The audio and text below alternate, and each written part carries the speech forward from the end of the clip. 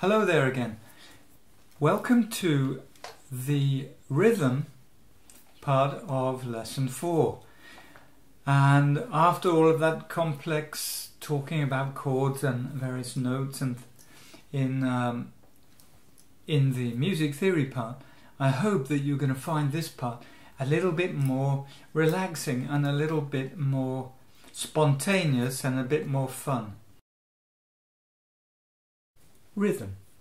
Regularly occurring events are so important in our lives.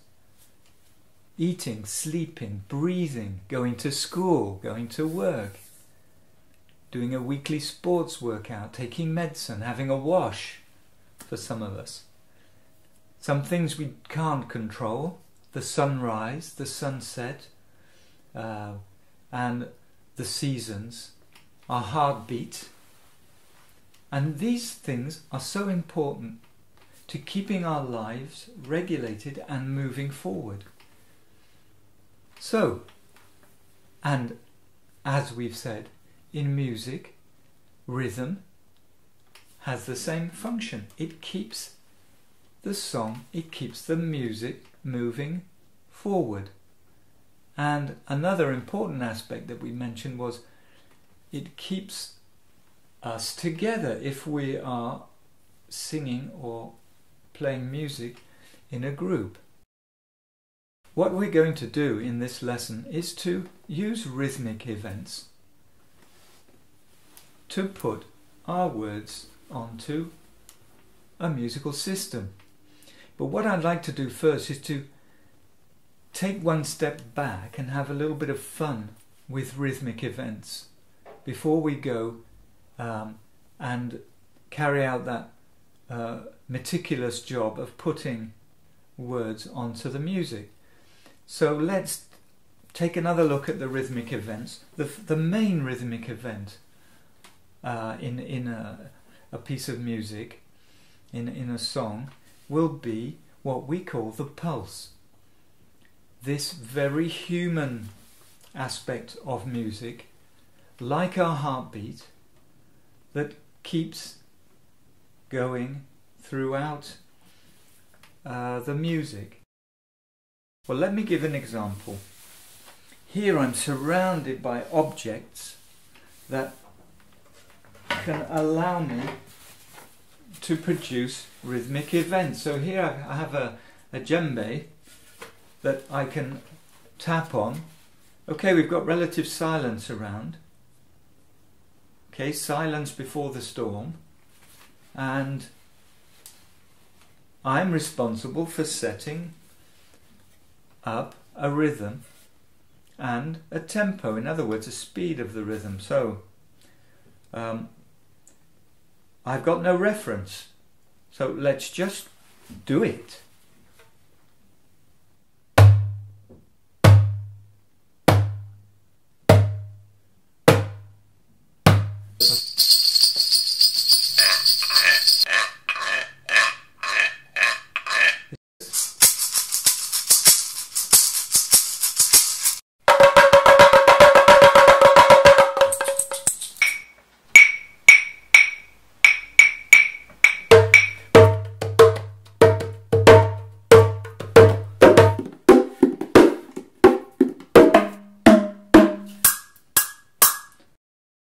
My objective for this part of the lesson is to show that you don't need to have sophisticated percussion instruments to produce a rhythmic framework for your singing. So let me show you some of the free percussion instruments that you can find and use. See this? A supermarket bag, very cheap, like free. And this is a super percussion instrument. You just need to rub it between your hands and then bang your hands together.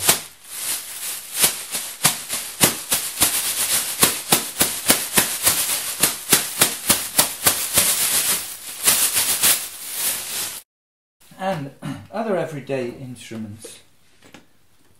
Now a little bottle of water.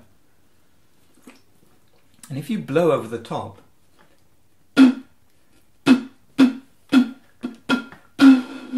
now I did say that the mouth was reserved for singing, but okay, I'm going back on that idea. If there are several of you, you can have a rhythm section just using everyday objects. I encourage you to do that and to invent, use your imagination.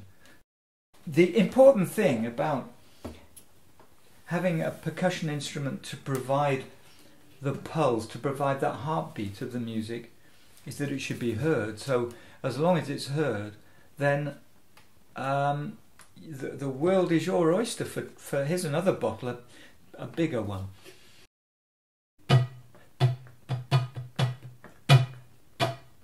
It's really basically spitting into it that produces the sound.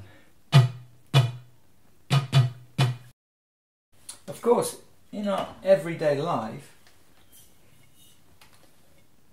we get percussion instruments handed to us across the supermarket counter free. We only have to drink what's inside and then you have the instrument.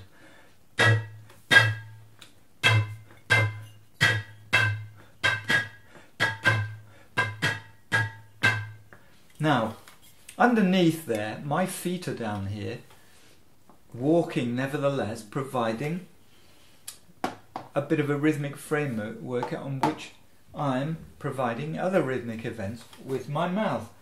So let's get back to a basic.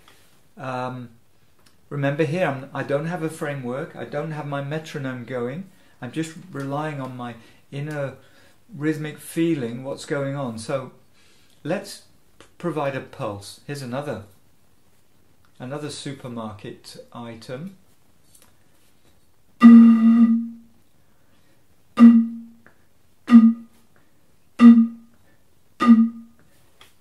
Okay, just providing a beat at regular intervals, so a rhythm. And I have some more bottles down here. Here's an interesting shaped one. Another supermarket acquisition.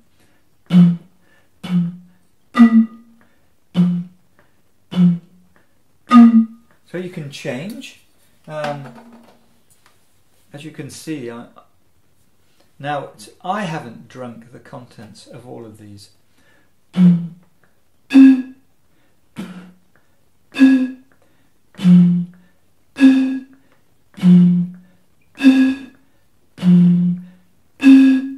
So there I have a rhythmic framework going, and I'm using everyday items. Now, even if I have a stick that I bang against, oh well, here's a glass, here's a stick.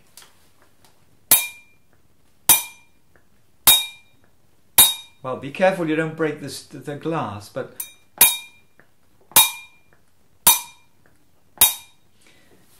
as long as the stick is soft enough, and there again, with the stick, you can even bang it against your...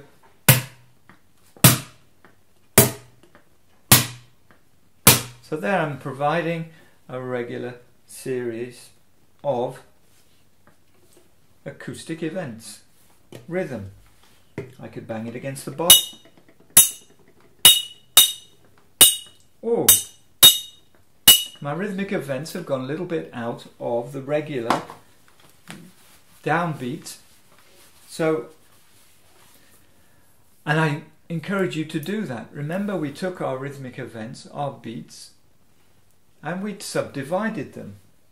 So we, instead of left, right, remember, okay, we're in 2 here, binary, we subdivided them.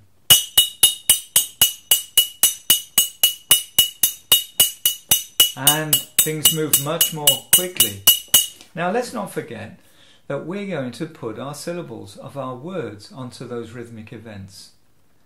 And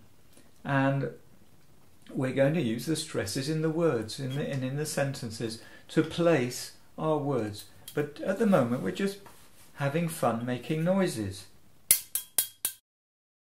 I've got my rhythm section free. But of course I do encourage you to use your body, use your rhythm walking, use your body as well.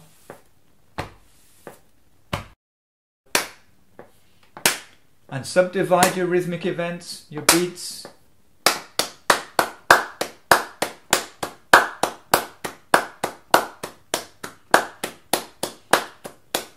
You don't need sophisticated instruments to provide your rhythmic framework. 1, 2, 3, 4, 1, 2, and you can hear in there 1 and a 2 and a 3 and a 4 and a 1 and a 2 and a 3 and a 4. So this is actually subdividing the rhythmic events automatically. Now I do want you to nevertheless get hold of your metronome, buy a metronome, it might be on your smartphone, so that you can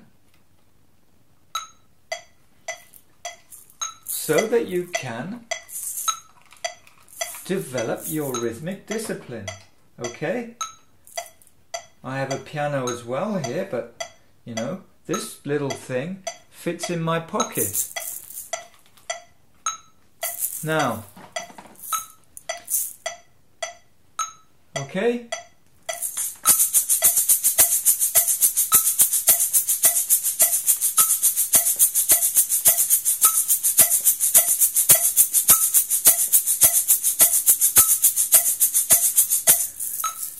Now the great thing about this is, and you will be able to as well, is that you can change the grouping, because that was a grouping of 4, to other groupings to get a feel for the rhythm and the strong pulse in those groupings. Because when you write your songs, you may want to write something with a different emphasis. So let's try the 1 in 3 here.